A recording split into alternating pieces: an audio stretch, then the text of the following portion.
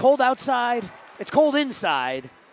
It's a little bit warmer in here than it is outside. We are ready for Lake Forest Scouts hockey.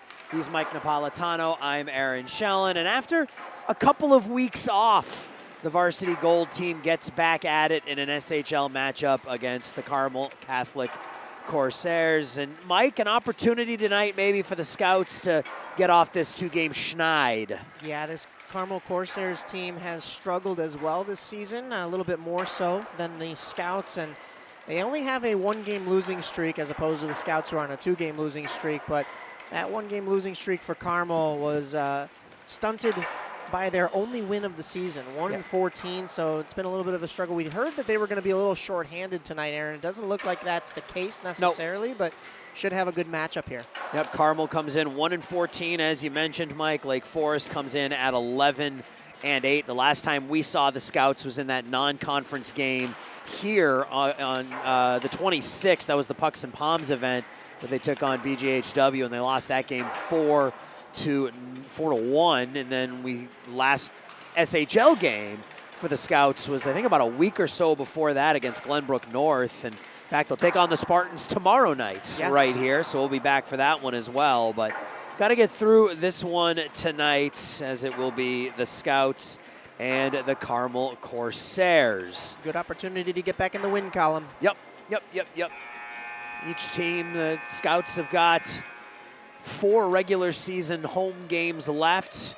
You'd like to win all 4, right? 8 games left. You figure with the way the standings are set up, if you can rattle off a 6-2 stretch here in your last 8, you feel pretty good about the way the season has ended, I think, if you're Lake Forest. But 11-8, a couple of overtime wins and a shootout win for the Scouts as well. And for Carmel, their biggest issue, honestly, has been the defense. They give up an average of about 8 goals a game, so we'll see if Lake Forest can take advantage of a leaky Corsairs defense here to pick up a W.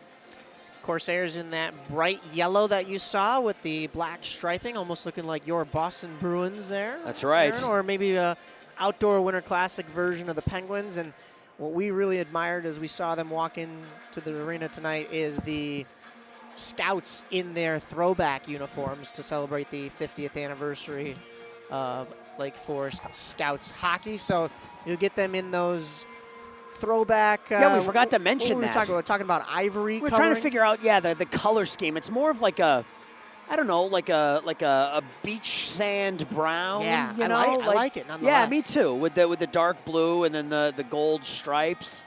Those are the jerseys that they wore for Pucks and Palms that are inspired from the 1975 team. So, yeah, they're cool jerseys. I like them. We also have a call-up for the Scouts. Aiden Carruthers will get the call-up from Varsity Blue to get to play here with the Varsity Gold squad tonight. And starting in goal for the Scouts, it'll be Robert Krebs getting the start today. Krebs 3-0 on the year, 2.9 goals against, save percentage right at around 90%. And down at the other side for the Corsairs, it'll be Mason Stanley, an 82% save percentage and a goals against that's it's pretty high. It's up around 8.77, and we are underway here in period 1. Corsairs and Scouts. That puck is thrown forward, no icing. Craig stops it and leaves it for Marasini. Jake Marasini up the far wall. Scouts give it away, but they're able to work it into center ice. Chipped up into the air by Grady Strothman. Out to center ice, Marasini will turn and scale it back in, but his line mates will have to go for a change. This is Elwanger. Up to Havlis, who loses the puck, then Baratini dumps it back in for the Scouts. Mark Elwanger. That pass is stolen away by, that was Bobby Rolick, excuse me. It was 97, not 57. There's Rolick with a quick wrist shot that whistles wide of the near post. Lincoln Stochel up the near wall and not out. Marasini able to keep it in for a moment, and then Havlis gets it out for the Corsairs, plays it up to Stochel. Stochel's shot in on Krebs is kicked away by Roberts. Getting to the puck first is Ryan Farley, but his pass splits the D, comes out to center ice. Cleared back in by the Corsairs. About a minute and a half gone by. Indirect pass finds Ezio Berrettini.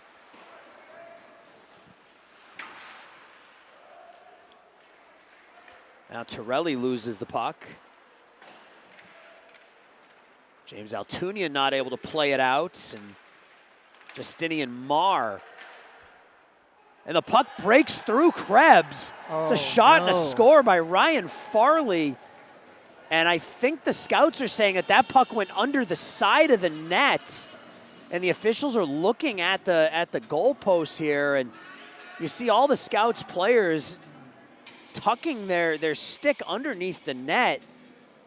Yeah, Krebs was down there. I'm not sure there was any room for the puck to sneak through the pads there, and I saw him look back. Yeah, see, they just shoved the puck inside the post from outside the net and in. I don't know if this goal's going to count. Krebs had no idea that puck got past him. I don't know what the ruling would be at this level of what they. The problem is if you couldn't see it go in through the side of the net, you have to allow it. But you know, another thing too is the referees. You'll see them, especially at NHL levels and even youth levels, will check the nets before the game begins. I didn't see that happen here. I'm not calling out the officials by any means, but now that this has happened, you got to think: do you penalize the home side for not having a proper net and allow the goal, but just because you couldn't see whether or not it went underneath or not? Yeah, I think the problem that the scouts are going to run into here is that unless one of the officials clearly saw the puck go through the side of the net, they have to assume that it's a good goal. Right. One of the officials over talking to the Corsairs coaching staff. It says 1-0 on the scoreboard here. I'm going to leave it no score until we get confirmation, as they continue to work on the net down to our right. Yeah, that all happened in slow motion. It really did, and it was a fluke opportunity because we really haven't seen the Corsairs or the Scouts have sustained zone pressure on either side. So a lot of dumping and chasing, both teams just kind of feeling each other out. A lot of north-south hockey and a lot of turnovers in the neutral zone, so really not a whole lot to analyze. Yeah, so they did take the goal off the board, so it is 0-0, and not really a complaint from the Corsairs side of things, either from the coaches or the players either. So you have to think that they got this one right. No fortunate break for the Scouts. 15-17 to go here, and already chaos. They're checking the other checking the net down to our left, just to be sure. Yep, got to check them both. I'm getting the inclination that it's more so to do with the moorings, and we've seen that countless times this year, Aaron. With at the all nets different levels, different levels of hockey. Absolutely. So I'm not sure that there's like an actual hole in the netting or the padding, but regardless, that puck found its way in somehow. All right, well, it came off the board, so it's no score. Face-off will be to the right of Krebs. See if that gives the Corsairs a little bit of a boost of energy here, or if the Scouts can counterattack. It's flipped deep. Torelli knocks it up in the air.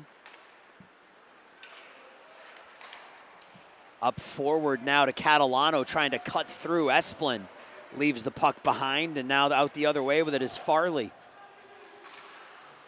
Puck bounces through the crease as Pasquesi gets back defensively. And we're going to get a penalty called on the Corsairs for a hit behind the net. Esplin dumps it back to Pasquesi as the Scouts try to move forward with 6 skaters out on the ice now. Spin move from Catalano to get free. Catalano into the neutral zone. He'll gain the offensive line, and that's where he will give up possession of the puck. A power play opportunity for Lake Forest with 14:26 left in the first. Very good power play for the Scouts, north of 40% on the year. So you want to take advantage of these opportunities when they're given to you. Especially with that chaos at the other end, you want to get a little bit of sustained zone pressure. They tried to there with the delayed call and the extra attacker, but Catalano, a nice move initially, but lost it in the offensive zone. That's all right. The power play will begin. Ezio Berrettini on the draw for Lake Forest. It looks like Ryan DiNapoli for the Corsairs. At least he was in the circle initially. Yeah, there Now he is. He'll hop back in.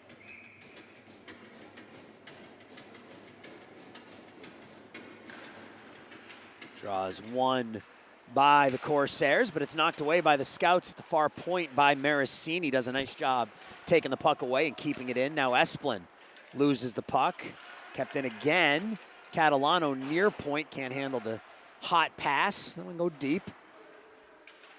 Pasquesi behind the net. It's rifled around the near wall. Kept in, though, by Catalano. Catalano threw a screen. That puck is loose.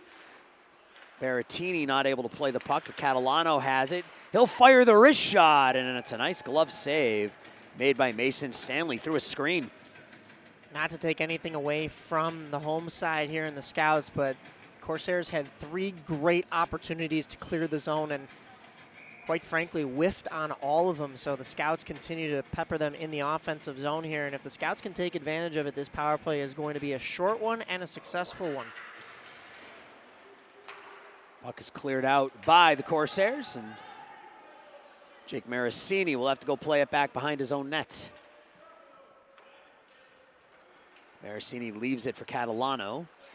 Steams up through center, through the neutral zone, cuts in between the dots. Catalano now wide, fires the wrist shot.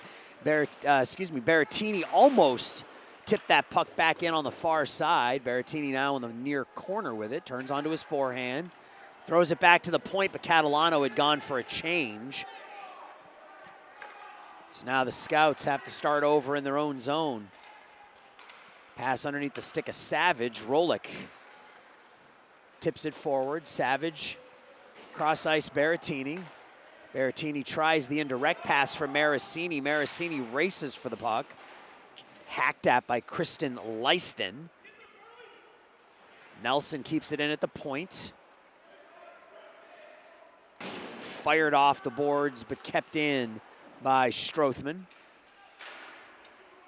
Carter Savage in the near corner now. Back to the point, Nelson. Nelson threw a screen, the deflection off the right pad and into the corner. Again, back to Nelson.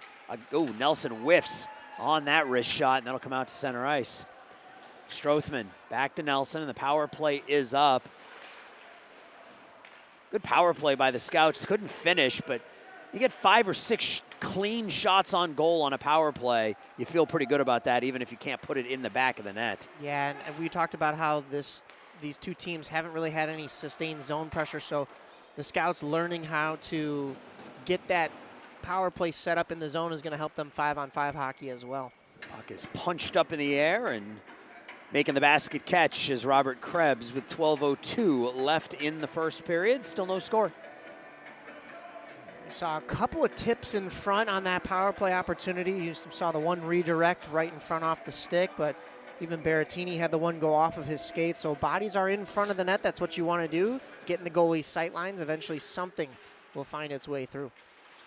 Elwanger keeps it in for the Corsairs. And I talked about it right when we started the broadcast. Like, I know we're in a hockey arena, but we can legit see our breath in here. Oh, my goodness. I mean, the temperature outside, I think, has a little bit to do because it's typically kind of cold in here, but yeah, this is a cold rink. Even more so, we do have a wood roof here. So I wonder if that plays into a little bit of whether or not the heat stays in.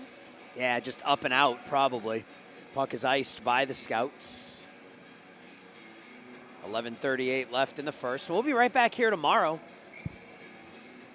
Back-to-back games for the Scouts, back-to-back games for Aaron and Mike. Yes, hopefully get to see some exciting W's. plays and some wins on the Scouts side of things. Nice move there by Strothman to get clear. He's got Esplin on his left. Esplin throws it towards the goal, and it beats Mason Stanley. And the Scouts take a 1-0 lead on the goal by Tommy Esplin. Mason Stanley dropped into the butterfly there, but left just enough space for that shot to sneak through the pads, and he knew it right away. 1-0 Scouts. And not a bad shot from a bad angle, just underneath that left pad of Mason Stanley, and it gives his team that 1-0 lead. So they fell behind. The goal came off the board, and Now they jump out in front in the first for Esplin. That is goal number 6 of the year. Now it's Milliman will fire the wrist shot. That'll hit the blocker of Stanley. You gotta throw pucks at the net and good things will happen. I think push that one thrown through the crease there by Cal Eggers. With what we've said today, we may see a lot of that. Yeah, I mean, you look at the numbers, and when you see a goalie that's had some difficulty stopping the puck, and here come the Corsairs the other way. That pass just out in front of DiNapoli. When you see a goalie who's put up the numbers that these Corsairs goalies have, I mean, I think the right strategy is just to get as many pucks on goal as you possibly can. Team that's given up 106 goals in 15 games this year. Those are some tough stats that, of course, Lake Forest is going to look to exploit here today. Gavin Nelson with a good body check to separate the Corsair skater from the puck. Now the offense coming the other way. Carter Savage, top of the near dot. Nice move, has his legs taken out from under him, and that'll be another penalty called on the Corsairs. A little stop and go by Carter Savage, was able to draw a penalty. Yeah, if you're the Corsairs, you want to make that pinch off along the half wall. It gets a little dangerous when you get to the corner and you take out too much of the legs there. Of course, you're going to get called for it. So Scouts will go back to the power play, hopefully be able to do something with it after already having 2 full minutes and learned a little bit about the offensive zone here against a Carmel team. And it was a good power play. Mentioned they didn't score, but 5 clean shots on goal. Grady Strothman will take the draw. It's one, however, by the Corsairs, hammered around the near point and out. Catalano through the zebra. We've seen a little bit of that today with the linesmen and the officials. Preston Louie throws it opposite corner, but now the Corsairs out with it. Good back check work by Esplin to take the puck away, and now Louie. It's dropped for Esplin. Esplin through the neutral zone. Esplin drops it. Shot from the point by Pasquesi goes wide. Strothman along the near wall, plays with Catalano, and it's cleared out by Carmel. Preston Louie behind his own net with 1:16 left on the power play. He'll leave it for Esplin. Esplin motors through the neutral zone, gets into the offensive zone, dangles, and can't make the finishing move, but Catalano will take possession of the puck, and the net comes off the moorings, and the Corsairs, Lincoln Stochel is saying that the Scouts knocked the net off its pegs, and the officials are going to listen to him. I think that was Stochel that just ran straight into that post. I don't know if he realized where he was going on. Well, he got the one, call because the faceoff is being moved to the neutral zone. Yeah. We've seen a lot of zone entries from the Scouts today that have been solo efforts, and they're not even pushing back entries. It's just one puck carrier coming up, typically finding the wing because you're not going to get a whole lot in the center. Yeah.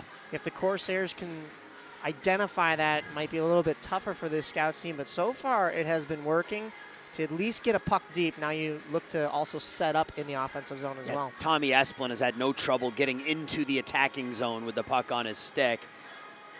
That first power play, they were able to get set up. This power play, they've been able to get into the zone, but haven't really been able to get anything towards goal. Here's Maricini has his legs taken out from underneath him. No call.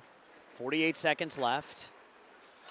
Maricini now cuts it east to west, now across the blue line, drops it for Berrettini. Ezio back to the point. Savage back to Berrettini.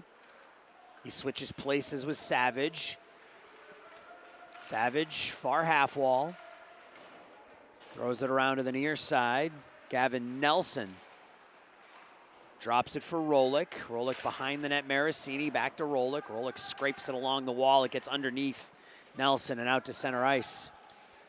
Scouts have done a nice job changing the look on their man advantages and their zone setups offensively, but also cycling the puck well up until that one pass that maybe just is one too many passes and gets them caught out of the zone. The Corsairs kill off that power play, so it's still 1-0. Torelli with a nice move to get clean. Berrettini drops it for Carruthers. Aiden Carruthers' shot hits the stick and ramps up into the air. Mason Stanley makes the catch and holds on midway through the first period. good idea from the scouts to just throw pucks on net, get yourself an offensive zone faceoff. You've run out of power play time, but you're still pressuring.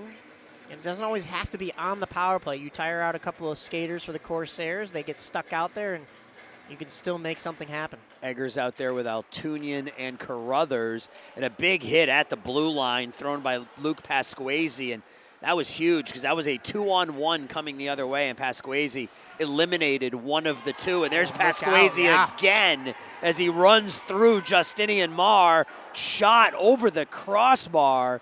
Bodies are flying around the Alumni Memorial Fieldhouse right now. What a sequence right there. Imagine if that puck was just a little lower. We saw a crossbar goal right there. Now it's getting physical up high. Pasquesi needs to be careful. He had two really good, clean hits. You don't want to get yourself in trouble with a third, but that was a man shift right there by Luke Pasquesi. That first one at the offensive zone blue line could have been interference. The puck had just left, so the timing was just perfect, but yeah, you don't want to get caught. Daniel Anaya has it below the nets. Comes out the near side, Torelli, and we might be getting a call here. Yeah, we are. Yeah. I think. I didn't see Cal an arm go up. Eggers. No, Eggers is going to the bench. I'm not sure what the whistle was for. Face-off is coming into the neutral zone. I didn't see the net come off either. I'm not sure what the linesman blew his whistle and then pointed to the neutral zone. I'm not entirely sure what's going on, but we've got one official right here in front of us and then three over in front of the Carmel bench.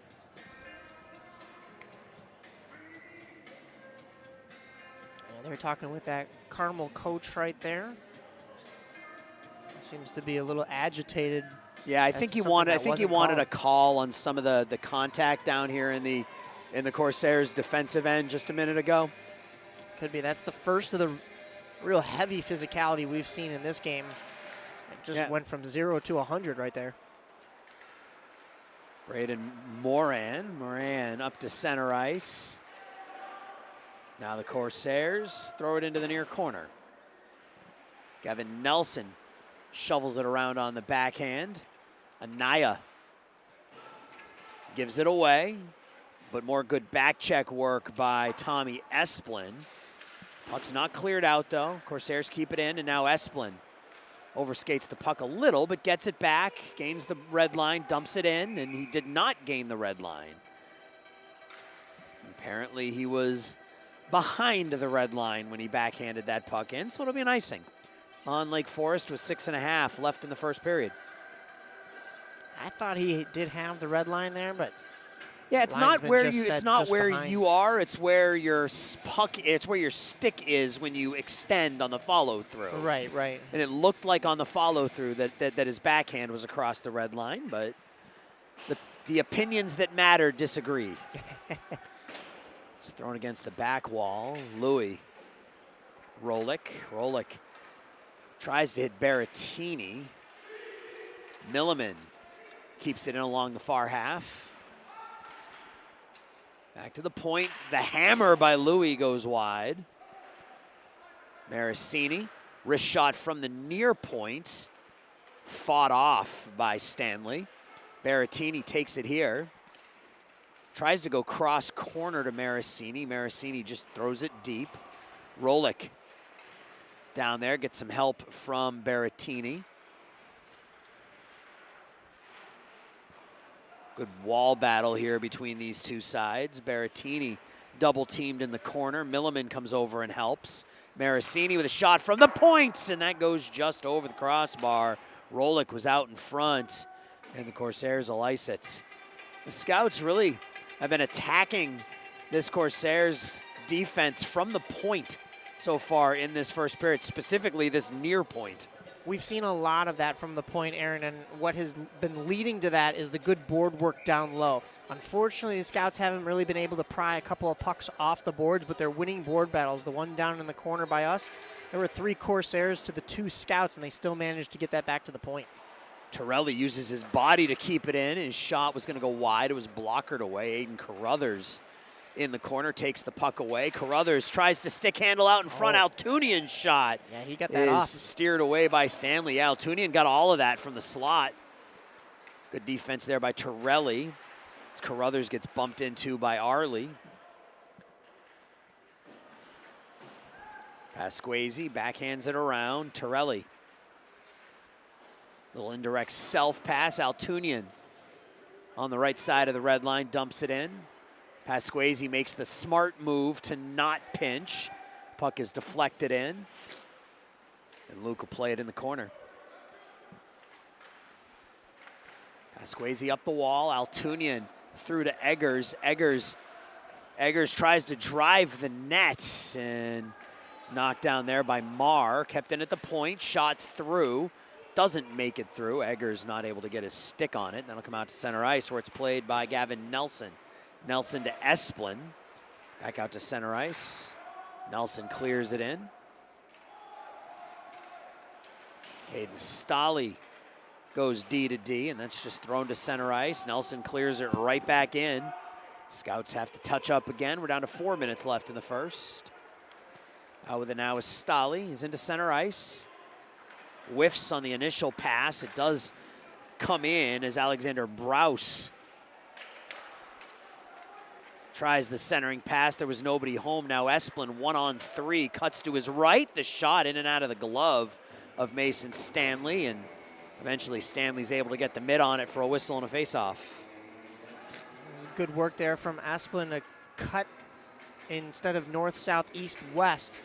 Then still gain the blue line and get a shot. It may have gone breadbasket, but you earn your team a face-off in the offensive zone in the dying minutes of this first period, and that was a solo effort that has resulted now in an offensive zone draw. Draw that will be taken by Grady Strothman. He's out there with Catalano and Esplin, with Maricini and Preston Louie on the blue line.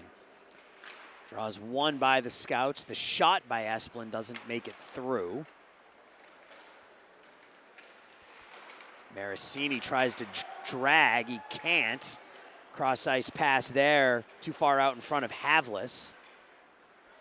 Now Strothman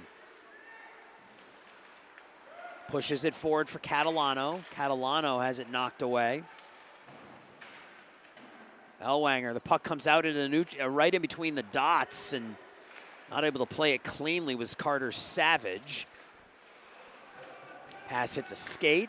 Out in front, it trickles in on Krebs, and he makes the save. Shots say 10-5, Mike, but it really feels more lopsided than that. The Scouts really have dominated possession here in the first period. Definitely, and if I could compliment the Corsairs defense a little bit, there might have been a few more shots on that board from the Scouts had a couple of sticks or shin pads not been in some lanes, so it's definitely been a lot more offense for the Scouts than the Corsairs. Krebs finds Berrettini. Ezio flips it right in on goal, and our first snow shower of the afternoon. Ezio Berrettini comes in with a little bit of intent, I guess you could say. Yeah. On that previous offensive play for the Scouts, Aaron, that puck did what we were saying it hasn't been doing all day, is popping off the wall, and there was no Scout in the center right away in order to capitalize on that shot in the slot. So the Scouts can predict that. Savage with a shot from inside the circles, and the right pad and blocker of Mason Stanley keeps it out of the net, and then it's thrown up into the wrong netting by the Corsairs. So an offensive zone draw for the Scouts with 2:45 left in the first. Ezio Berrettini, Carter Savage, Bobby Rolek. Here's Savage with it. Ooh. He got a lot on that. That pops up in the air. It ends up on top of the net. That was an impressive snapshot by Carter Savage right off the draw. Stanley just kind of watched that puck come down, wasn't looking to glove it or anything. Maybe from his angle he realized it was going to hit the top of the net, but I'd be worried that that's going to bounce off of my padding and into my own net. Savage takes the puck in the corner, tries to center it for Berrettini. It's taken away and slid out to center ice. Marr has it taken away by Nelson. Carter Savage now flips it in from the neutral zone, and Mason Stanley's just going to hold on to that one. That was a line drive from center ice that Stanley decided to glove and stay standing up so he doesn't get another snow shower, but also gets the whistle. Cal Eggers will take the face off for Lake Forest. Altunian's shot doesn't make it through, and that's cleared the length of the ice, and it will be an icing. Scouts kind of have this Corsairs team on their heels a little bit. They did get a chance to change up lines, so it's fresh legs, but it's like the 4th or 5th face-off in a row that has been in the offensive zone here. Yeah, you feel like the Scouts are, and they've got one here in the first period, but you feel like that second one is not that far off, given the way the offense has looked here early on. Pasquesi with a good defensive effort there, but the puck comes through into the defensive zone. Ellwanger has it in the corner. He loses it to Pasquesi. Pasquesi forward to Altunian. Altunian tries to skate through a trio of yellow jerseys and can't. Now he'll take the puck away again. And he gets buried from behind. And out the other way, DiNapoli coming down one-on-one. I think we're going to have another penalty called on the Corsairs. Yeah, Ronan Havlis he didn't get off. You got to get up. You got to make some effort to get off of the fallen player. Gee, it looks like it's going to be. Yeah, it's Caden Gornick. I mean, there was just too much going on behind the play there for the referees to not stop that play. Yeah, you had one Corsair line basically sitting on Altunian, and then the second one, Gornick wasn't the one who was on top of Altunian, but he's the one who's going to the box. Referees are conferring now, though, so there's been a lot of conferring here in this first period. I think they're making sure they got the right guy, but one of the referees couldn't even get to his whistle because he was trying to break up the play in front of that Carmel bench. So we'll see what the official ruling is here. They've already got 12 up on the board there with 2 minutes on the penalty, and it looks like Gornick is going to go to the box. This will be the third power play of the period for Lake Forest. They're 0 for 2. Their first power play looked really sharp. Second one, they were able to gain access to the offensive zone, but didn't really get anything going towards the goal. We'll see if they can finish it off here. 134. It'll be Strothman, Nelson, Esplin, Catalano, and Marasini are your 5 for Lake Forest out there. DiNapoli, Farley, Stochel. It's won by the Corsairs and cleared out by Mark Ellwanger. 1.5 minutes left in the period. Catalano gets to the first line of defense, gets the return pass. Catalano tries to flip it to himself. He'll stop in the near corner. Marasini gives it right back. Catalano tries to take the shot. It's deflected down. Strothman, his shot gets ramped up over the net. That puck just died against the glass. Stochel pitchforks it out of the zone. Strothman will start over with 53 seconds left. He'll leave it for Esplin. Esplin cuts back to his left, now to his right, jumps around the defense, but the puck squirts off his stick, and that lets the Corsairs clear it deep. Corsairs are starting to pick up on the solo zone entries from the Scouts, excuse me. We saw a bumper play on the last one, but they're noticing the solo effort to enter the zone from the Scouts. Strothman cross ice, Esplin shoots, scores! Pretty pass, pretty shot. They do break through on the power play. It's 2-0. Beautiful puck movement there. We saw some good puck protection from this line earlier, and the patience. Next thing you know, this puck is backdoor in the slot. Was what the Scouts have been really looking for all day, is for one of those pucks to pop out and they get the opportunity to make that pass there. And yeah, it's wide open. Wide open and back of the goal. So Esplin's got 2 goals here today in the first period.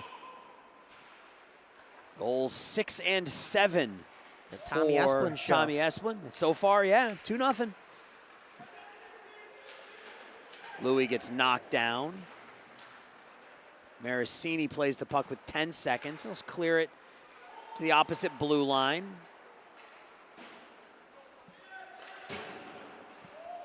And that'll do it for the first period. So first period that saw the Scouts outshoot the Corsairs 13-5. A couple of goals by Tommy Esplin will send us to the second with the Scouts up 2-0.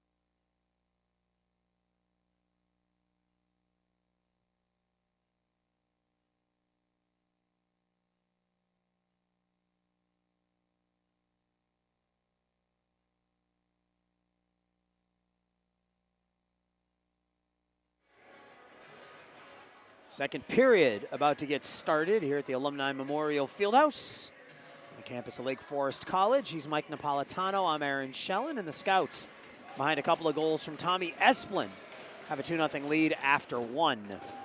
Third time's the charm, Aaron, on that power play opportunity, and they find themselves with a 2-goal lead. Drop pass there for Bryson Miller doesn't work. Centering feed. It's deflected away by Michael Torelli. Now Torelli with some speed out through the neutral zone has got Altunian on his left. Torelli back to his left.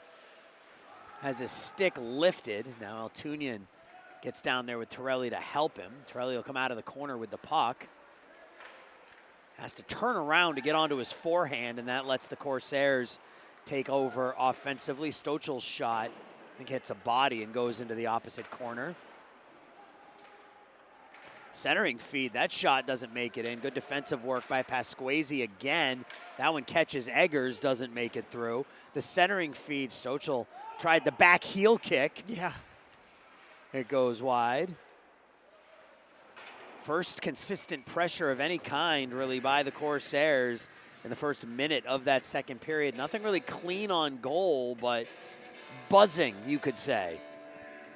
Yeah, Krebs didn't know where that initial shot went. It was blocked by one of his defensemen, and then you mentioned Eggers ate that other puck right in the midsection. But other than that, I mean, a lot of shots being thrown at the net from Carmel that we have not seen in that first frame.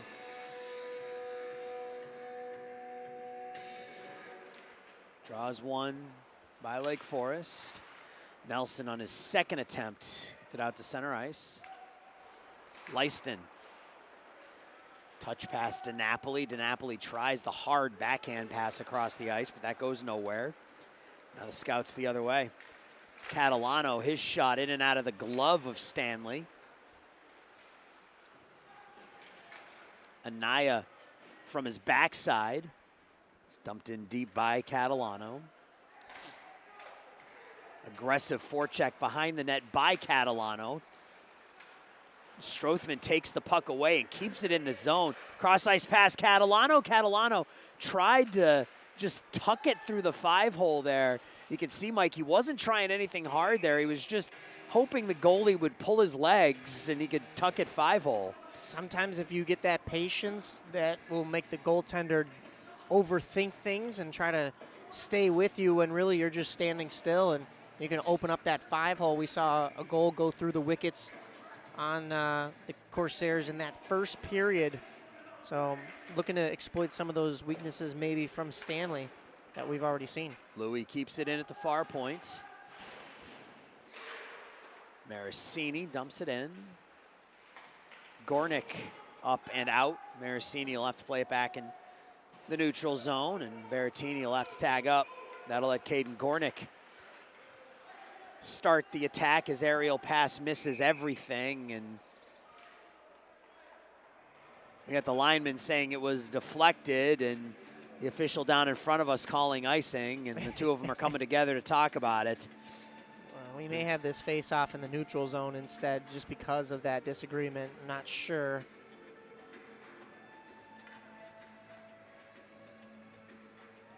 We do have 4 officials here.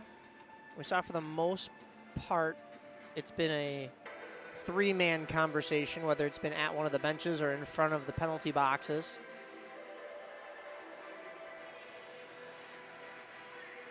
Looks like this face-off will stay here. We will keep it in the Corsairs defensive zone.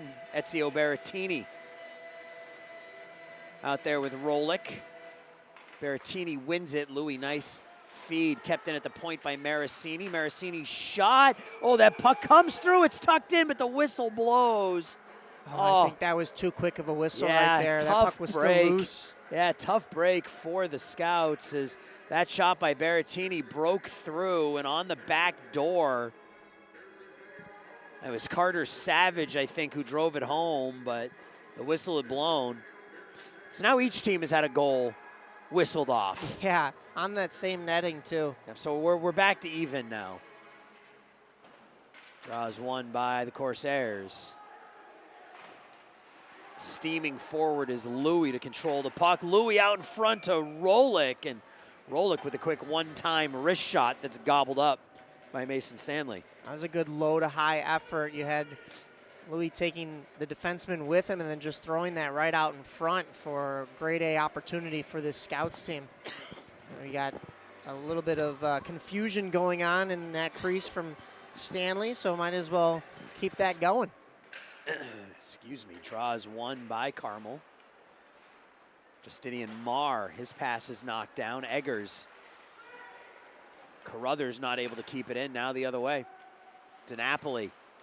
Cross ice pass, nice left pad save made by Robert Krebs. Toughest stop he's had to make so far tonight, pushing right to left. Torelli on the counterattack, takes it wide behind the net.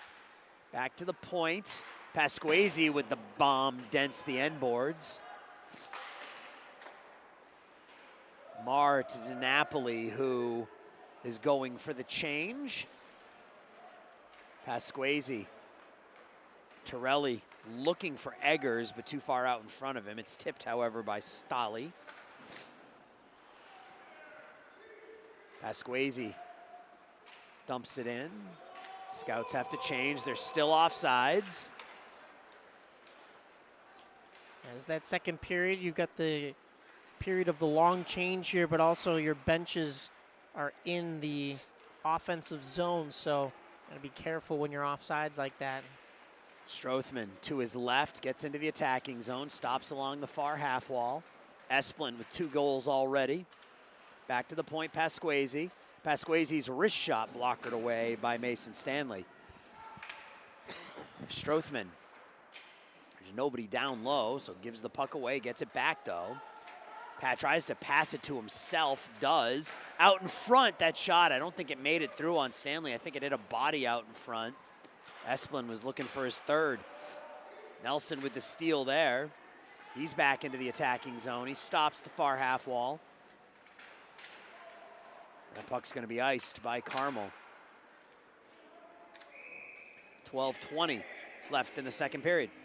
We've seen some good pressure still like we saw in that first period from the Scouts here. I like the opportunity from Esplin on that last one. You mentioned he was looking for his third goal, but he was also looking to get that puck low rather than high. We've seen a lot of the Scouts team cycling the puck back to the point. The point, yes, was wide open. Instead, he decides to pass through a defender and try to get that puck low towards the net. Puck is up and out by the Corsairs as Farley blows the tire. Rolick, Berrettini now.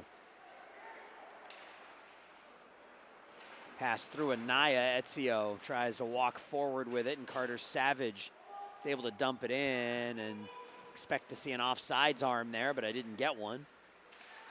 Berrettini and Savage. Savage has it low.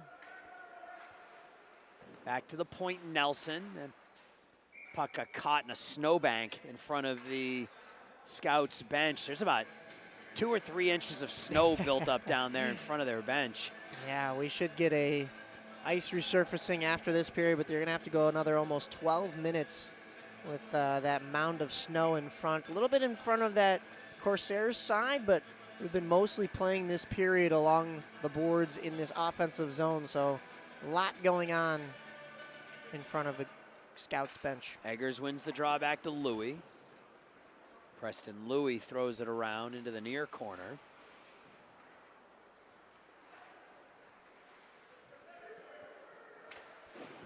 There's Carmel, kept in by the Scouts. Milliman back to the point. The shots, the puck is in the paint, and Stanley sees it, and we get some pushing and shoving at and after the whistle. That's Christian Leiston and Jack Milliman exchanging pleasantries, and Logan Marsh, the Scouts' other goalie, loving it, pounding on the boards down there. Once again, another failed clear from the Corsairs that kept that play alive for the Scouts. So look to see them added zone time by failed clears. Louis, a couple of keeps at the point, and we're going to get another icing. Carmel needs to change something here if they want to get out of their zone. I mean, yeah, you can't just keep icing the puck. Eventually, you're going to lose the draw cleanly, and you're going to give up a good look. and the only two things, Aaron, have been either icings or failed clears, and that just keeps the puck in the offensive zone. The Scouts will more than happily take that, though. Bet Robert Krebs loves it as well. Keep Yes. that play as far away from him as possible. Dick's shot is deflected by Pasquesi. Two of them fight forward in the corner. Pasquesi gets knocked down, gets back up again. No, you're never going to keep him down. Puck in the neutral zone. Catalano tips it forward for Esplin. Esplin shoveling it forward. Catalano jumps in front of Gornick to try to take the puck away. Esplin now in the near corner. Carmel wanted a call there. Yeah. Torelli flips it forward from the point. And now Marr for the Corsairs, and he turns and fires it into his bench. You see, that to me doesn't make any sense. Marr had time. Yeah. At least get the puck out of your zone before doing that, because now all that happens is faceoff comes right back into your defensive zone. The Corsairs have not liked playing that puck from their back end. They've liked to move that puck up as soon as possible. We saw them tip it at the blue line to avoid the icing while they were getting a change, but in that situation, you have possession. Yeah. You may as well either carry that puck up at a crowded blue line with one of those push and back style entries, or just find an open teammate. Carter Savage drags, shoots the backhand wide. Rolick gets bumped off the puck by Bryson Miller. Now Gornick, long aerial pass looking for Alexander Brous, and That'll be another icing. Once Yeah. again, Corsairs looking for that up ahead opportunity, whether it's a stretch pass or just a teammate at the blue line that can tip it and get that puck deep. There's other ways to get the puck deep, and sometimes it's just carrying it up and taking the open space. I'm gonna have to bust open my hockey announcer thesaurus and look for other ways to say he ices the puck. Kept in at the point by Louis. Caden Stahl. Louis catches the puck in the neutral zone. It's cleared back in. Hard indirect pass, and Louis with a two-handed chop whacks it out of the zone. Aiden Carruthers fires the wrist shot, and the glove save made by Mason Stanley. Once again, back in the offensive zone for the Scouts. They'll take it. Even though there wasn't as much of an icing or a failed clear on that one, they regroup in the neutral zone nicely and just enter right back in. Another one of those shots just on net that's maybe breadbasket, but it earns you a face-off and a chance to set up offensively. Yeah, that first shift of the period by the Corsairs was a good one. The final or the last 7.5 minutes hasn't been entirely played to our right. Now here comes Farley. Right on cue, but he has it swept away nicely by Louis. Louis again. Stochel drops it there for Farley. Farley out in front looking for DiNapoli. And the net's off again. It looks like a little bit of a collision in front. DiNapoli's frustrated. Not happy. Yeah, he's a little frustrated. Talking to Louis a little bit there. It looked as though that's number 77 for the Scouts. Weniger was going to be taking that puck up. He didn't quite get the stick lift on the shot defensively, but the shot hits the pads and goes wide. And Scouts may have had an opportunity to leave the zone, but it'll stay in. Up off the glass and out. Here's Milliman now just walking forward with it. Altunian drags. And a potential 2-on-1. Oh, aerial pass from Moran for Jackson Dick. Nothing happens on that offensive opportunity for the Corsairs. And now Pasquesi will go back and play it. We'll stop it behind the net. Gives it away at the near point. 8.5 minutes left. Halfway home here. Scouts up 2-0. Deflection into the Carmel bench. I think Carmel has deflected more pucks into their own bench today than they've been able to dump down into the offensive zone without an icing. Yeah, you can sort of see their strategy here is you get the puck in your defensive zone and you turn and fire it down the other way, hoping that you can turn it into an odd man rush the other way. And if not, it ends up as an icing. Catalano now out the other way with Esplin and Strothman. Catalano cross ice for Esplin. Bryson Miller lets the puck get too far out in front of him. There's Esplin. Catalano. Nice aerial pass for Strothman. Strothman top of the far dot, the shot into the body of Mason Stanley. I've liked the composure of Lake Forest, both in the offensive zone and now more recently in the defensive zone. You haven't seen a whole lot of opportunities for the Corsairs on the left side of us, so in the Scouts defensive end. And sometimes that's a little bit tougher for a goaltender, but he's got a nice defense in front of him. Esplin with a shot off the face-off. Out in front, Catalano the shot. Oh, he had Stanley dead to rights and just couldn't finish. I mean, that's about as prime an opportunity as you're going to get. Low slot area, your leading goal scorer, and Stanley just up to the task that time. And then some post-whistle stuff.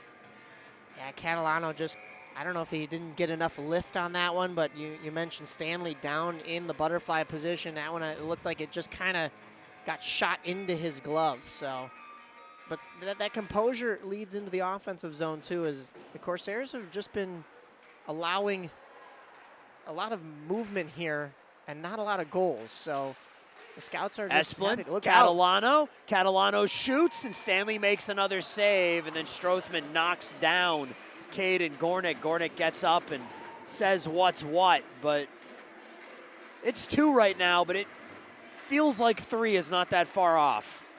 You know, it probably should be. Yeah.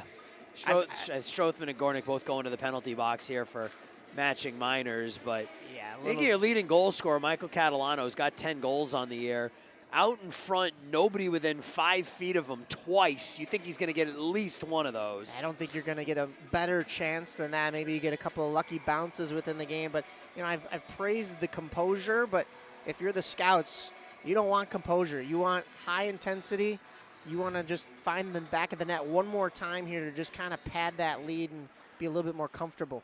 Savage's shot through a forest of legs doesn't make it through. Pass looking for Farley, no icing. Berrettini cuts off Farley. Torelli's not able to clear it out. Here's Farley again. He'll take a shot from a tough angle. It's knocked away easily by Krebs. And now Pasquesi, who's played a really good game so far down the far wall. He gets run into hard by Christian Leiston. Berrettini far half wall, back to the point. Shot from the point, deflected wide. That was Aiden Carruthers. Berrettini. Puck caught in the snow. Carruthers has it deep. Torelli pinches up. He gets pinned up against the glass. Now Marr has it taken away by Torelli, and we're gonna get a whistle. We're gonna get a high stick on the Scouts, I think. I believe so. Yeah, it was touched up by the Scouts to keep the puck in the zone, and the whistle blew. So we'll see who they're taking on that one. I'm not sure whose stick came up there. It's going to be Ezio Berrettini, yeah. It'll be the first power play opportunity for the Corsairs. See if they have anything in their man advantage. Yeah, and they need it. They're being outshot 22-8, but it feels a whole lot worse than that. And I will say they've got a pretty good power play that succeeded about a 25% clip, 11 goals and 45 opportunities. Ronan Havlis, he's got 4 power play goals on the year. This is a moment where if you're the Scouts, you kind of wish you had that third one under your belt just in case something happens here. You don't want to give the Scouts any sense of life, right? You've really dominated this game from the start. You don't want to be looking up 2-1 after 2 periods. Here is Havlis, his shot, and there's the score. Ryan Farley makes it 2-1 on the power play. Well, Stochel had the initial opportunity, but it just wasn't in the wheelhouse. The Corsairs get set right back up, and next thing you know, that is put in near side. You just got that puck movement, and from a tough angle, too. Yep. Finding the back of the net are the Corsairs. They didn't waste any time on that power play. Much unlike the Scouts thus far. They've converted on the 1 power play, but they really have had to take a lot of time. And credit to the Corsairs' penalty kill and even their 5-on-5 play. We talked about how it's been tough for the Scouts to move the puck off the boards. You don't get a whole lot of puck movement. You can't move that puck east to west and get the goaltender sliding and get those backdoor opportunities. Drop past Stokel. His shot from the point hits a leg out in front. Ellwanger's shots. And standing tall is Robert Krebs. And Corsairs buzzing. They got the first one. They're feeling it right now as that puck hits the board, the wall, and now a 2-on-1. Catalano toe drags. Was looking for Carruthers. Carruthers throws it through. Catalano gets knocked down from behind. It's thrown over the net. And not kept in by Esplin. We'll get an offsides with 5:25 left in the period. Good north to south rush there for the Scouts. Lots of chaos going on. Not a necessarily clean zone entry, but they had the teammates there to help pick them up where they fell and had multiple opportunities. But you don't want to give, as we saw on the other end, you don't want to give the Corsairs a little bit too much excitement shooting through defensemen, and I think that one puck just hit Krebs. So after they cut the lead in half, you don't want to give up the lead entirely to the Corsairs.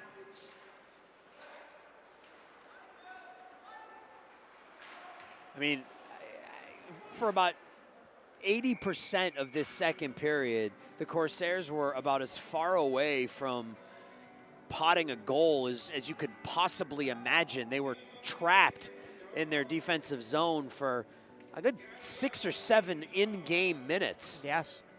It just shows you how quickly this game can turn around. 2-1, Lake Forest with the lead. 5:15 left in the second period. Speaking of minutes, they do still have the power play time up on the scoreboard here, but we are back at even strength here, so pay no attention to the clock up there. That sounded very Wizard of Oz-ish. Pay no attention to the man behind the clock. Eggers rumbles forward. Tries to fend off the defense. Throws it out in front. Milliman's not able to turn and get any leverage on the shot. It's cleared out. Daniel Anaya. Look out. Pressure was coming there. Yep, played out all the way to center ice by Krebs. If it wasn't for that offsides, Corsairs would have had another zone entry or at least pressure there. There seems to be a little extra oomph in their step right now. Yep, it just took that one goal. Avalos backhands it in. That goal, Ryan Farley, that was his 8th of the season. Savage throwing it back around. Little miscommunication there as Gavin Nelson wasn't ready for that puck. Now Savage ahead to Altunian. Altunian can't get through the check. Good hit by Caden Gornick. Puck off the back of the net, taken by Altunian. The centering feed for Savage. Louis turns and fires just wide of the near post. Berrettini. Maracini not able to keep it in. Louis chops at it, bounces up in the air, kept in at the far circle. That puck out in front, and it breaks through. Oh. Lincoln Stochel ties it at 2. That puck just stayed in the slot after the deflection, and you're going to see it on this replay. But man, oh man, you just get the goaltender sliding and just a little poke. We saw it on Stanley in the first period, but this time it's on Krebs as the wickets just get opened up as the puck's sliding from one side to the other, and it's a 5-hole goal to even things up here. If you're the Scouts, you've had multiple opportunities to avoid this, and yet here you are back in a tie game. Yeah, you know, they've had plenty of opportunities in this second period to extend this lead, and you certainly don't want to say they played a bad period because they haven't. You know, I mean, they're out shooting Carmel 2-1 in the game, but Carmel got that first goal, and you could see it. As soon as they got that first goal, they had a little bit more jump in their step. They were getting to loose pucks. They weren't just turning and icing the puck, and eventually they were able to get the second. Now the Scouts really need to buckle down. Here's Strothman behind the net. Cross ice looking for Esplin. Torelli fans on the first shot. The second one is knocked down. Esplin back to the point, Pasquesi. Pasquesi's wrist shot through some traffic, and that ends up in the pads of Mason Stanley. Stanley almost didn't know where it was initially, but felt it underneath him, got the pads closed for that one. But as you said, Aaron, it hasn't been a bad period. It hasn't been a bad game for the Scouts, but if you just take a lot of offensive zone time and don't work on moving that puck to convert, you sit at that 2-0 lead. And, you know, we always talk about 2-0 lead being the worst in hockey. I think it was less of that in the minds and more so of just, you know, you're playing with fire if a couple of bad bounces don't, you know, go your way. Strothman centers. Yeah, you know, momentum's a funny thing. I think probably basketball is the sport that momentum kind of, you see momentum shift from side to side, teams going on, you know, 15-0, 18-0 runs. But I think number 2 is hockey. And here's Farley breaking through. Farley, and he gets taken down, and we're going to get a penalty called on the Scouts. And then I think, you know, momentum is a real thing in the game of hockey. And that first goal gave Carmel some life. The second goal gave them some energy, and now they've got a power play here with 2 minutes and 12 seconds left in the second. Yeah, you could turn a game completely around. I think you're right. You know, basketball is a little bit more obvious because it's a game of runs, so you see that momentum reflect it almost immediately. But in hockey, you just feel it start to have that slow build at times, and eventually things are either going to go your way or they're not, depending on which side you're on. And if you're the Corsairs right now, things are kind of going your way. And if you're the Scouts, and I think at this point you want to just get through this second period, keep it 2-2, go to the third tied, because the reality is that you've played the better 34 minutes of hockey or 32 minutes of hockey so far. You've played the better of it. So just get to your locker room, get that ice scrape, settle down, and come back out and play the third, frankly, just like you played the first two, and expect to walk out of here with a win. We always talk about, Aaron, how the third period can feel like a brand new game. You know, of course, if this remains tied, that would feel like its own game, but you get the ice scrape and the resurfacing, and it could be anybody's game in that third. So you talk about trying to get out of here tied. Corsairs will probably look to get this power play into the offensive zone. The Scouts, if you could get a shorthanded goal, you could really swing that momentum back the other way, but you might be asking for a little too much. Just a kill would be nice enough. I'd like to see, and I was about to say, and Luke Pasquesi gave me what I wanted without me even having to say it. I was going to say I'd like to see the Scouts maybe be a little bit more physical here. They've lost some of that physicality here over the final 6 or 7 minutes of that second period, which was right when the Corsairs were able to get back into this, and they were led by number 83 in that first period. Luke Pasquesi was throwing that body around that entire period, but not so much here in the second as a team. And I'm not, obviously not talking about taking runs at guys, but, no. you know, body on body. Yeah, and if you can stay within your game and do that, we've seen a couple of times where this Scouts team has gotten off their game because they're looking too much for the hit and not playing the puck, but I think today it's here's your chance. Esplin walking in all alone. Esplin on the backhand, he has his, that was close to a slash, but ended up, I guess, pretty good defense work. But now the other way, the shot is knocked down. The rebound is knocked down. No hand pass there. Look out, it's still loose. No penalty. The shot from a falling Marr goes wide. We're going to get another penalty here. It ends up in the nets. You win the car if you make it from that distance, but unfortunately the whistle blew. A lot to unpack there. Esplin was in all by himself, and you could see the Carmel defender. Just good enough stick work on his hands to not let Esplin get that clean shot on goal, and ended up not getting a shot on goal, period. And it turns into a 5-on-3 the other way. We've talked about the leading goal scorer, Michael Catalano, for this Scouts side, but if you're the Corsairs, you're looking at Esplin today, who has the 2 goals for Lake Forest, and you don't want him on a breakaway, especially shorthanded when you have all the momentum. So despite the possible uncalled slash there, good defense by the Corsairs, and then a chaotic opportunity on the other end right there that will lead to another power play. So it would be a 5-on-3, as it looks like. Is that Berrettini going to the box? Ezio Berrettini, yeah. You got to get out of these next 20 seconds if you're the Scouts. Esplin not able to get the puck out of the zone. Drop pass shot from a bad angle through the crease and out the other side. Not able to tuck it home were the Corsairs. Elwinger, as one of the players is out of the box.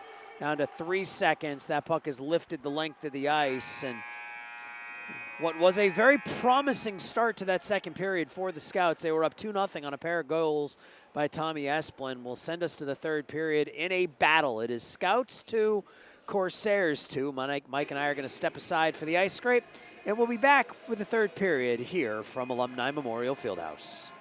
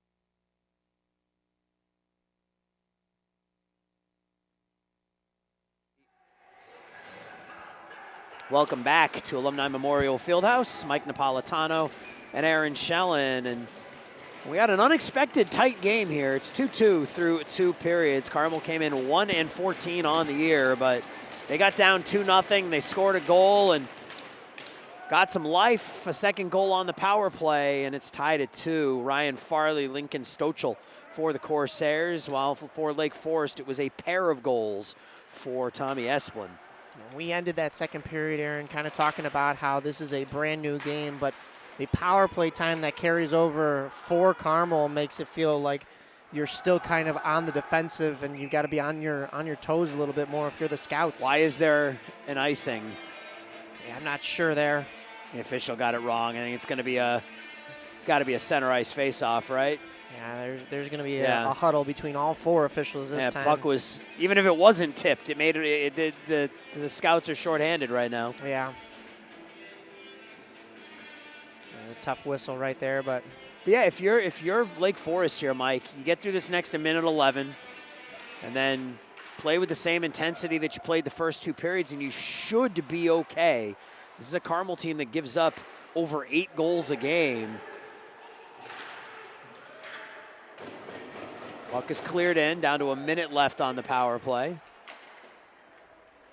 This is Havlis up the near wall. Stochel stick handles through traffic. Cross ice Farley. Farley drops it for DiNapoli. DiNapoli gets pinned up against the boards by Rolick. Pasquazi, and we're going to get another penalty called here. Yeah, that on stick the was Scouts. Up in DiNapoli's armpit, so we're going to get a penalty on Rolick.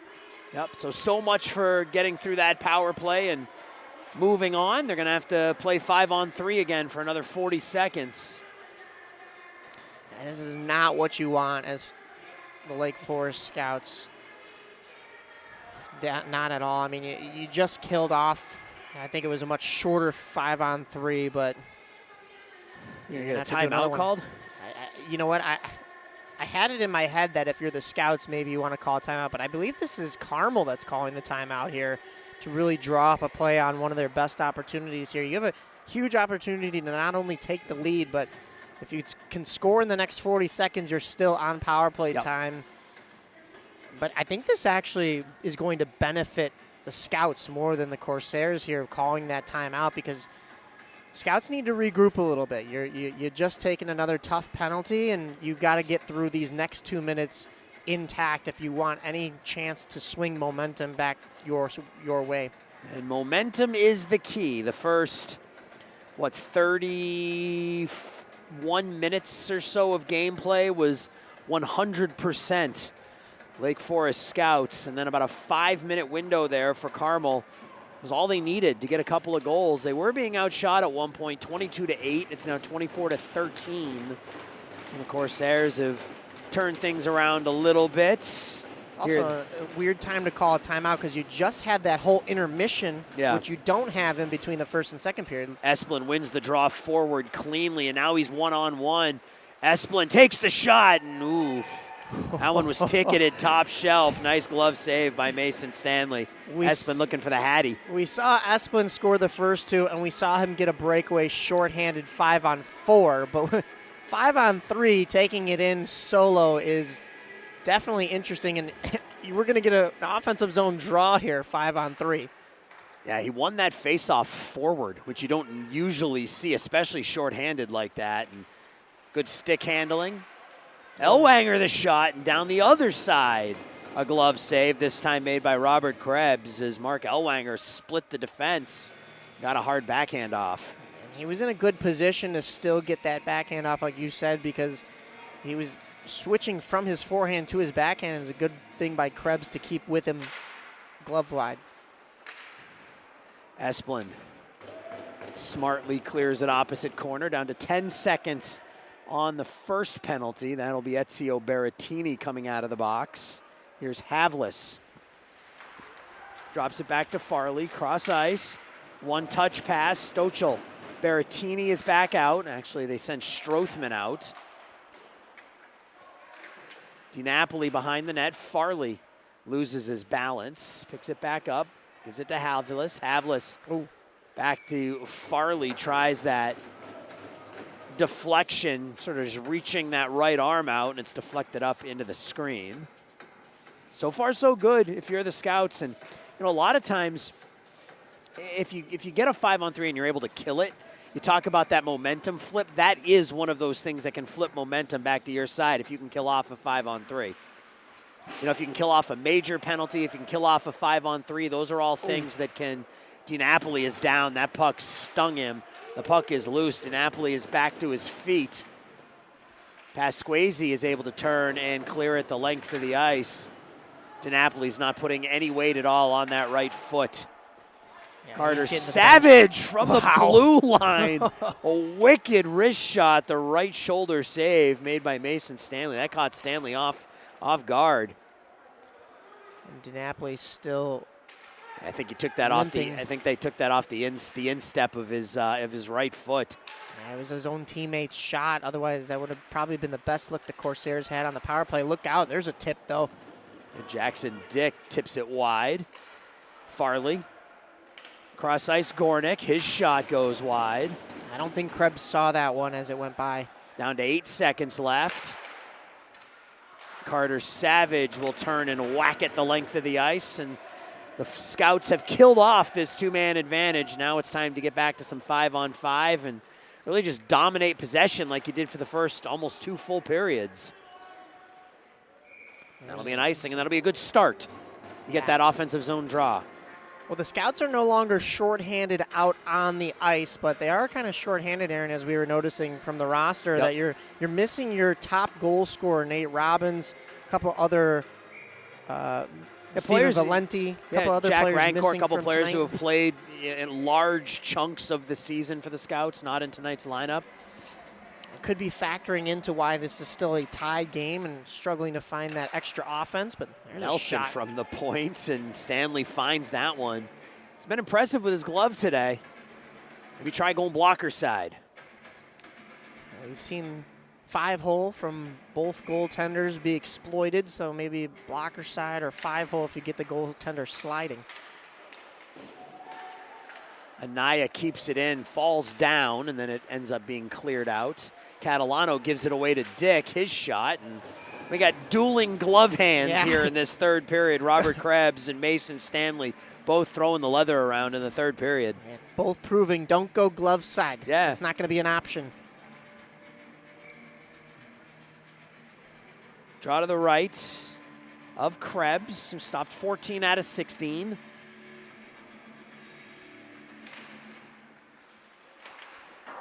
That one high and wide in the far post. Cross ice, and just not able to secure the puck was Marr. Now he gets it, turns and fires wide. Dick far half wall, nobody near him. His shot is deflected up into the netting by Esplin, and I'm really impressed by Tommy Esplin. He's really a two-way player. He's obviously his 2 goals offensively, but defensively, getting in those passing lanes, getting back on the back check. You definitely want your, well, I guess leading goal scorer in this game, the man who scored your 2 in the offensive zone when his shifts are out there. But if you're going to get caught in your defensive zone, you're expected to play defense as well, and he's done that. Maricini, the puck bounces on him. Havlis backhands it. It trickles through the paint as Krebs gets a piece of it. A little bit of a change-up. Yep, out to center ice. Eggers walking in. Eggers sweeps it into the near corner. Thrown out in front, not able to tuck it home was Altunian. Maricini off the high glass and into the offensive zone. Altunian will turn and fire it in, but Eggers will have to tag up. Pass is knocked down. Maricini plays it at his own blue line. Milliman now gives it up to DiNapoli, who's back out on the ice after taking that shot off his right foot. Giveaway right at the near post, and that puck is swept through the paint. And I think the net came loose. That was dangerous, Mike. That puck went right behind Robert Krebs and came out the far side. He wasn't completely solid against that post. I think that came after the fact, and that's why that net is off its peg. But yeah, as you mentioned, that could have been a little bit dangerous for the Scouts there. Rolick on the draw against Dick. Rolick wins it. Let the Corsairs take it right back.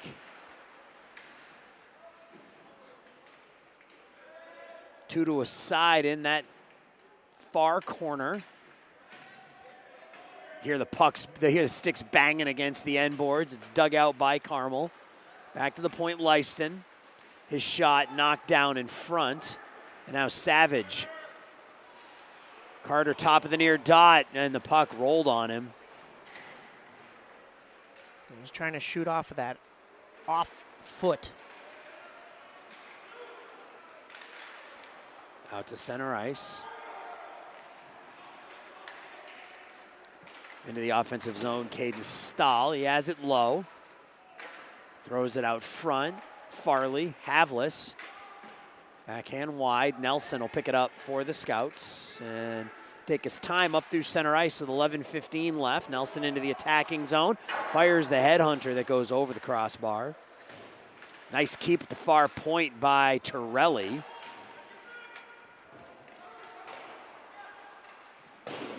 Banged off the board. Strothman keeps it in. Comes all the way around the near side, and out with it comes Carmel.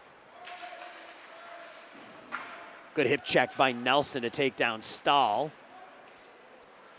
Havlis throws it out in front. It's cleared out to the neutral zone.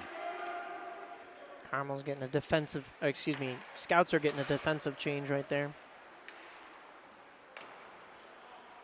Catalano out there with Esplin and Strothman.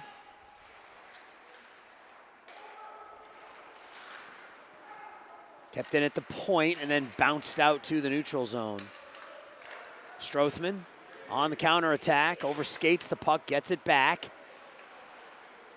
And that's going to be iced by Carmel. 10-10 left in the third period, 2-2. Shots are 26-17 in favor of the Lake Forest Scouts.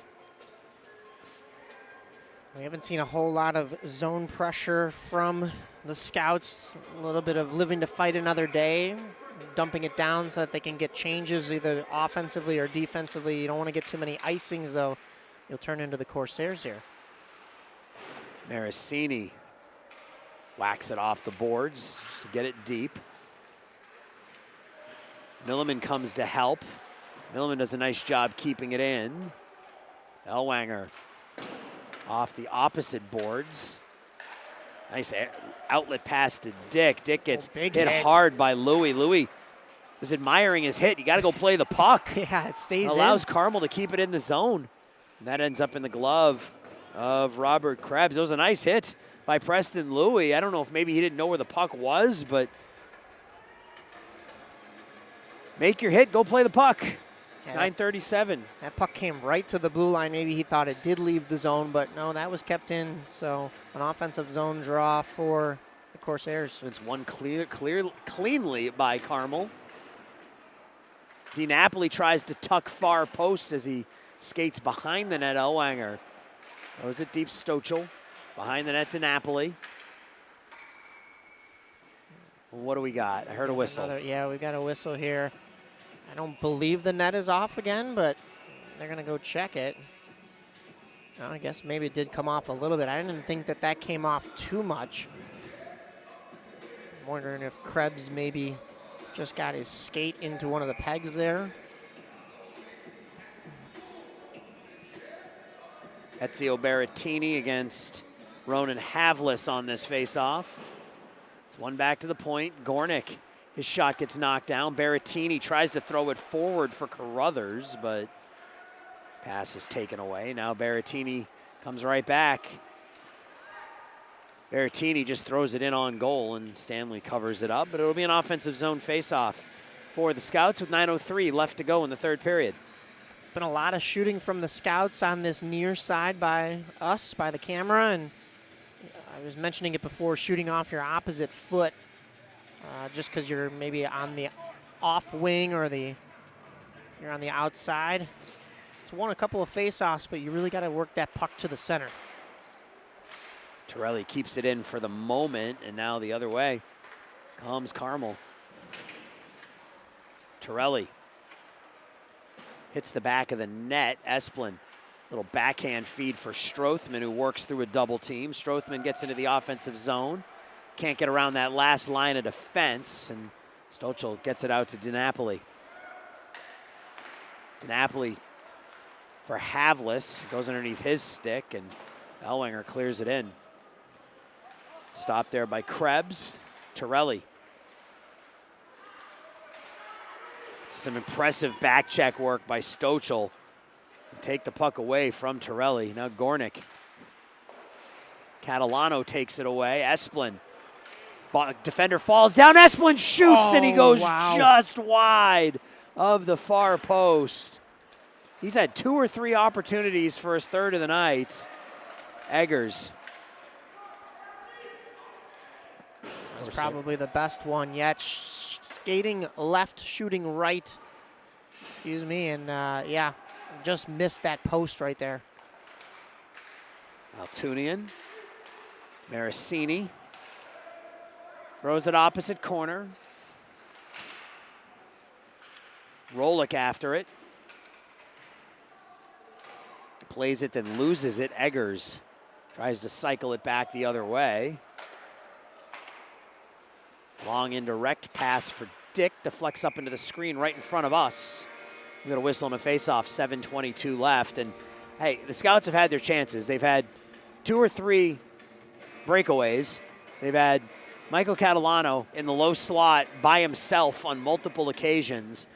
And give credit to Mason Stanley. He's played a really solid hockey game in net. He's up 25 out of 27. He has, but that last one that we saw from Tommy Esplin for the hat trick, that's just one that you don't want that to eventually come back to haunt you, right? You want to get that next goal. You want to be able to sleep at night and know that you didn't miss the net on the one chance that you had. Flipped forward, kept in at the point by Anaya. Berrettini drops it to himself. Carter Savage out there with Carruthers. Savage from a bad angle hits Carruthers. He'll just turn and fire. That's a wicked wrist shot by Carter Savage, and the blocker this time from Mason Stanley. Yeah, Mason Stanley had to react quick to that one. Did not expect a shot from there, but he got the blocker high on that one. Knock it up into the netting, but a good idea from Savage. After failing on the first shot, as you mentioned, it hits his own teammate. I don't think he thought the Corsairs were going to expect him to shoot it again, so keep him on their toes. Esplin wins the draw, forward. We've seen a couple of those from him tonight. That's how he ended up on that 5-on-3 breakaway. Pasquesi has to pinch in to keep the puck in the corner. He's got help from Esplin. Esplin, though, has it taken away by Gornick. Puck bounces over Strothman's stick, and Torelli is forced to go back and play it. Hounded there. Aggressive forecheck by the Corsairs. And if you're Lake Forest, maybe you can take advantage of that, get an odd man rush. Oh, there's a giveaway. And right at the far post, Krebs covers it up with Ronan Havlis right there on the doorstep. If Havlis takes that puck, Krebs isn't seeing him until he gets back over to that near side, and either Havlis can take that around to the far post and put that in all alone, or sneak one in. Luckily, it just popped off his stick. Bryson Miller against Eggers. Eggers wins the draw. Maricini fires it around the far side. Rolek now behind his own net. Rolek off the boards and out. Leiston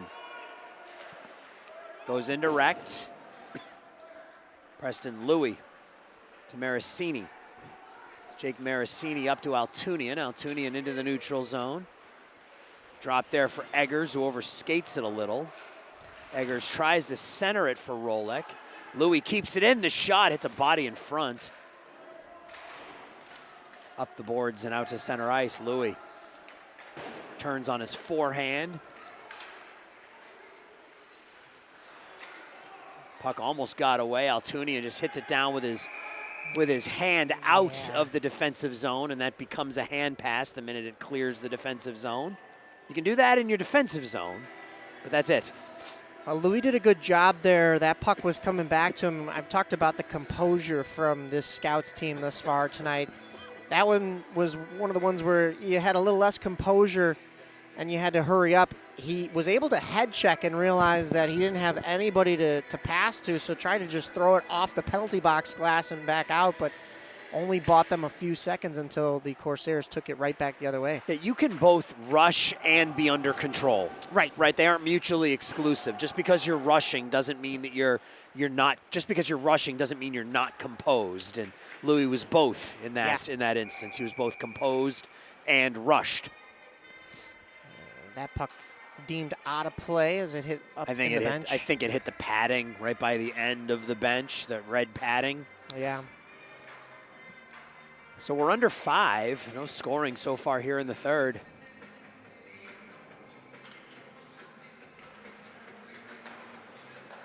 Gornick takes the shot, and another glove save by Krebs. I think that was going to go high and wide, but no reason to take any chances here in the third period. Took the words right out of my mouth. Yeah, that was just a safety procedure from Krebs. We'll get the face-off to his glove side. That's his left side. Havlis and Esplin will take this draw. It's won cleanly by Havlis, but he wins it right out of his zone. Elwinger chips it over to Gornick. Gornick stops behind his own nets. Catalano will back off. Catalano and Esplin both on that forecheck. Pass up the middle. Havlis into the attacking zone, but that'll be an offsides.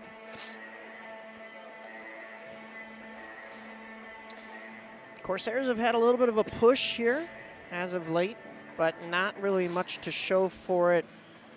A lot of that has been because of either an offsides or just a couple of unlucky bounces. Not a lot of high danger chances, but the Scouts really have to get back to their offensive game here if they want to turn the tides. Yeah, I mean, this isn't a stat that's tracked, but high danger opportunities that haven't been scored upon. I would say the 5 or 6 most dangerous opportunities in this game have gone the way of the Scouts that haven't gone in. Right. They've had plenty of chances from in tight, but just haven't been able to finish. And as 4 minutes away from OT. As we were saying earlier, that's not the one that you want to keep you up at night. That it could be the difference in the game. Yep. Right through is Aiden Carruthers. Carruthers shot. The rebound, the puck is loose. The Scouts still have it. Carter Savage turns and wires it towards the goal. It's saved by Stanley. Makes a couple more saves. Penalty coming. Yep, going to be a trip called on the Scouts. And not much there, but enough to take the legs out from the Corsair skaters. And Carruthers will go to the box.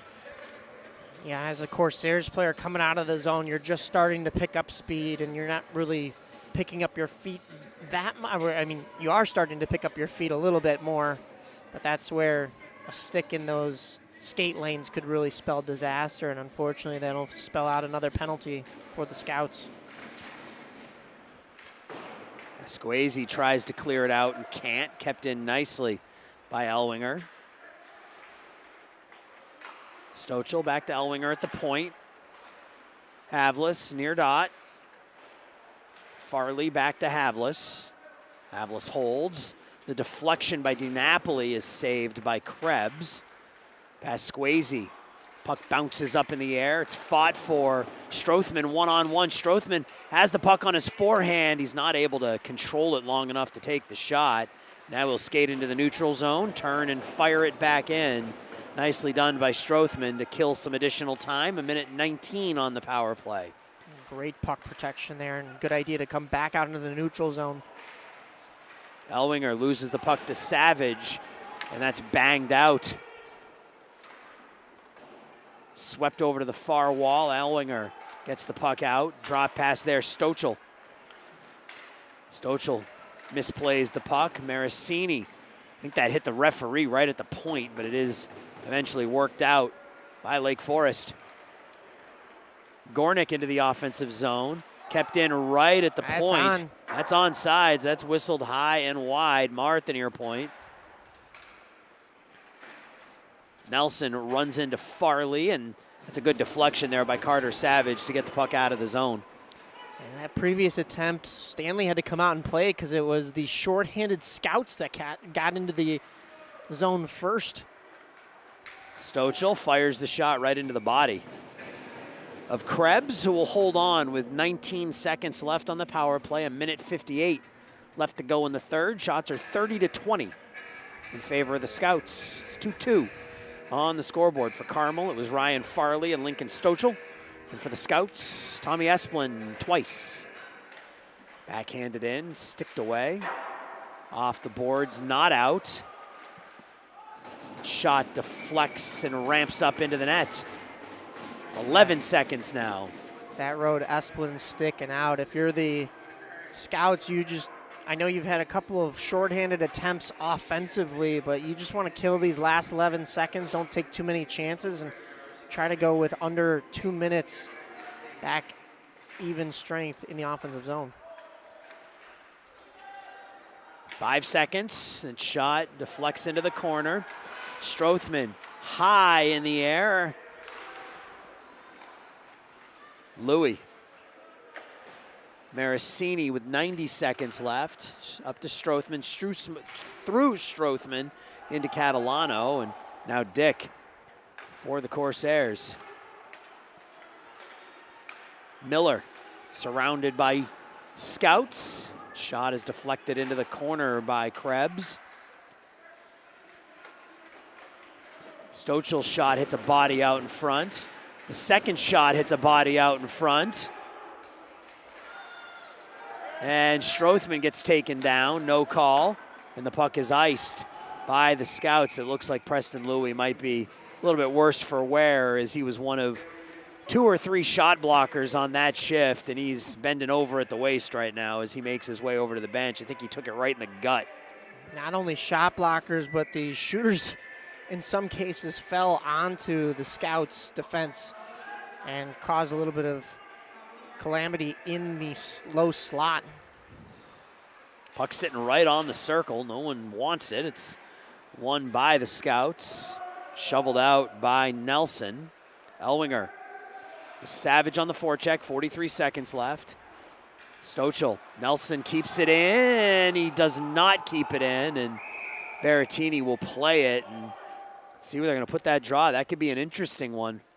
Yeah, I don't know if Berrettini just thought that was still on as it got what looked like to be saved at the blue line, but there were enough people screaming offsides that...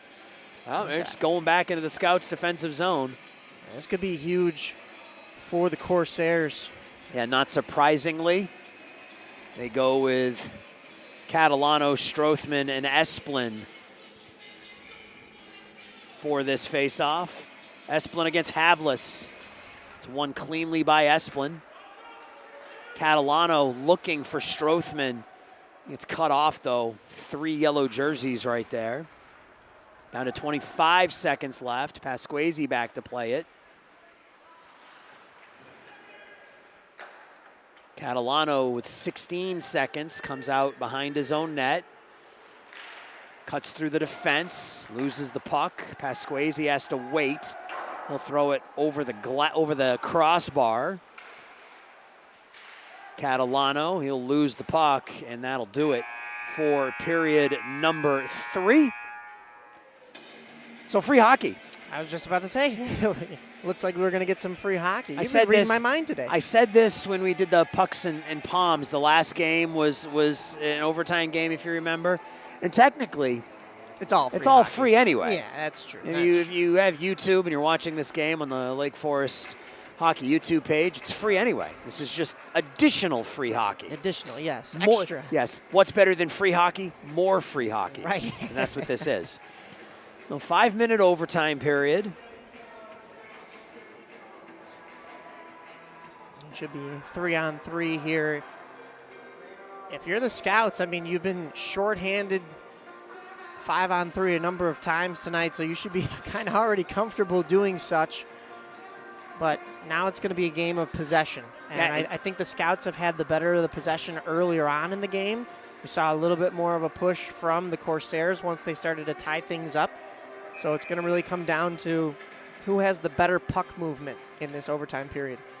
And the Scouts will start with Tommy Esplin, Michael Catalano, and Jake Marasini as their 3 skaters out there. So a couple of forwards and a defenseman. And with how good Esplin has been on the face-off so far in this game, yes, you like that strategy. You want to, you obviously, you want to start with possession in overtime. It's a weird thing to talk about in hockey, like, you know, initial possession. But 3-on-3, you can take the puck and have it for 2 or 3 minutes straight if you win that draw. And it's won, unfortunately, by the Corsairs. So we'll start with Havlis, DiNapoli, and Elwinger. I think just give it away. Marasini will go cross ice. Esplin back to Marasini. Marasini will take the space given. Draw past Catalano. Catalano through some traffic. Look out. This is the problem. DiNapoli coming the other way on a break-in. DiNapoli in the shot. The right pad save by Krebs. And now Esplin the other way. Esplin is not able to get the shot through. I love 3-on-3 hockey, man. Oh, yeah. Good back checking, though, from the scouts. Not able to catch up to the shooter, but enough to put pressure. Stochel has the puck deflected down by Esplin. Esplin's got Savage with him, but Esplin's at the end of a shift here. He'll dump it back to Savage. He'll go change. Pasquesi out there with Savage and Ezio Berrettini. Savage now deep. Throws it around far side, Pasquesi. Stick handles. Pasquesi in. Pass off the end board, Savage. Berrettini. Into the corner, Pasquesi. Knocked away from him. Gornick. Pasquesi digs it out. Carter Savage. Pasquesi. Cross ice. Berrettini tries to go short side and misses. Pasquesi, his shot doesn't make it through. It's deflected out to the neutral zone where it's played by Pasquesi. Savage will go tag up. Esplin right back out there. So it's Berrettini now with Pasquesi. And actually Strothman, excuse me, that's 57, not 5. So Berrettini, Strothman, and Pasquesi with 3 minutes left. Strothman goes cross ice as he waits for a change. And that arm stayed down. Fortunate for the Scouts there. They had 4 skaters on the ice. Berrettini cuts to his left. And he throws it all the way back in the defensive zone. He didn't know he had Nelson at the point. Yeah, I don't think he knew where Nelson was on that. Catalano's back out there now for the Scouts with Nelson and Strothman. Strothman drops it for Catalano. Catalano gets around the first line of defense. Catalano drags and fires the wrist shot. And the save is made, but hey, so far so good for the Scouts here in the overtime period. They got away with one there as they were changing. It was skates still on the ice on that 4th skater as it looked as though Berrettini was picking up that puck right in front of the door. We play on. Esplin back out there. Esplin, Catalano, Marasini. This is Elwinger. Marasini takes the puck. 3-on-2 the other way. Marasini into the attacking zone. The backhand pass through for Esplin. Too far out in front of him. Esplin takes the puck. Marasini. Catalano. His shot is deflected, and we'll get a breakaway here from Jackson Dick. Dick in. He shoots. He scores. The Carmel Corsairs win it in overtime. They trailed 2-0. This overtime period was dominated by the Scouts, but the second breakaway of the overtime period for Carmel, and they walk out of here with a 3-2 win. We saw a lot of high danger chances, including some breakaways for this Scouts squad, but you can't underestimate a team that only has 1 win on the season in an overtime frame. They're going to be gunning extra hard to try to get that final point and secure a win, and that's exactly what the Corsairs did. You get 1 breakaway, and they didn't miss.